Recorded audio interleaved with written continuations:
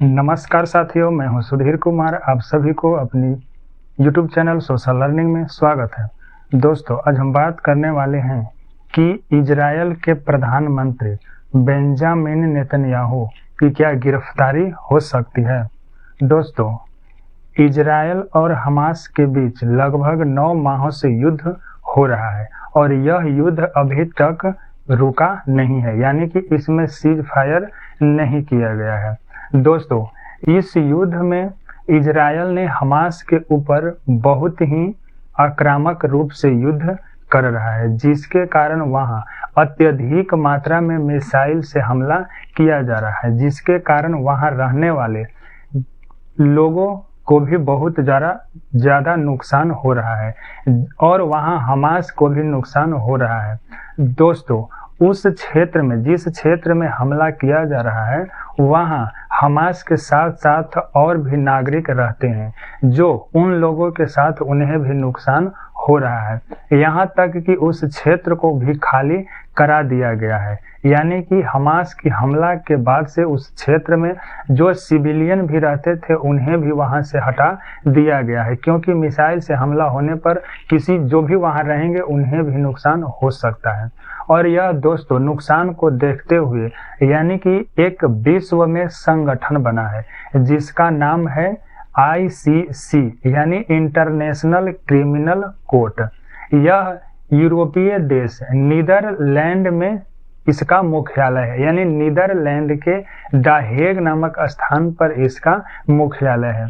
इस देश में विश्व के 124 देशों ने हस्ताक्षर किए हैं और यह संगठन 1998 ईस्वी में संगठन बना था।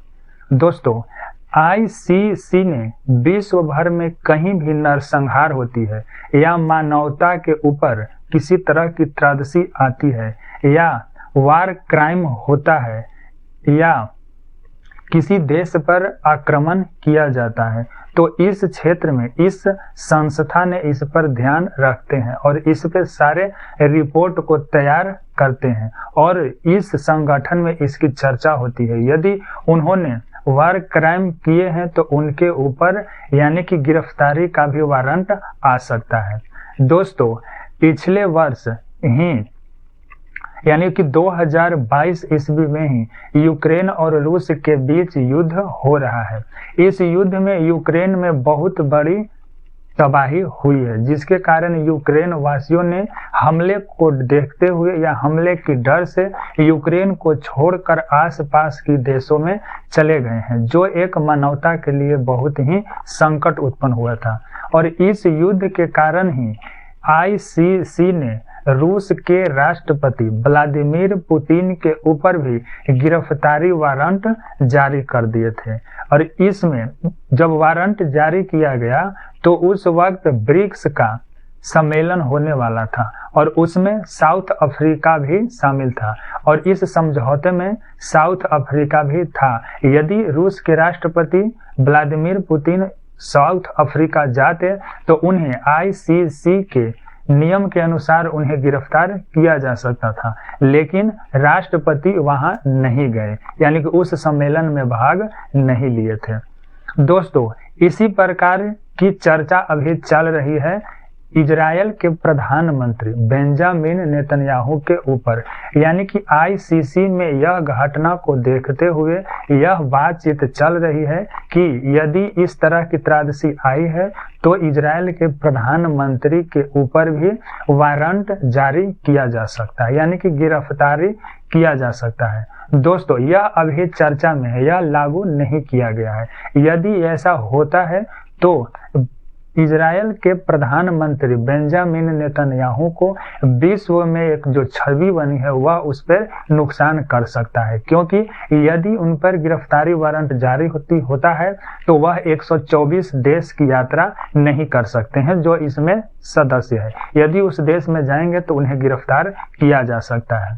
दोस्तों, यह चर्चा बात चल ही रही थी तो अमेरिका भी इसमें अपना कुछ स्टेटमेंट दिए हैं, क्योंकि इजरायल पर किसी भी तरह का कोई संकट उत्पन्न होता है तो अमेरिका उसे बचाने के लिए जरूर आता है। और इसमें भी ऐसा कहा गया है कि यदि प्रधानमंत्री के ऊपर गिरफ्तारी वारंट आईसीसी द्वारा दिया जाता है तो अमेरिका में भी उन सदस्यों के ऊपर गिरफ्तारी वारंट दे दिया जाएगा। यानी कि अमेरिका में भी ऐसा किया जा सकता है जो उनमें सदस्य हैं। दोस्तों, इजरायल के प्रधानमंत्री बेंजामिन नेतन्याहू के साथ साथ वहां के रक्षा मंत्री तथा IDF यानी कि इजरायल डिफेंस फोर्स के जो चीफ हैं उन पर भी इस तरह की गिरफ्तारी वारंट की चर्चा हो रही है।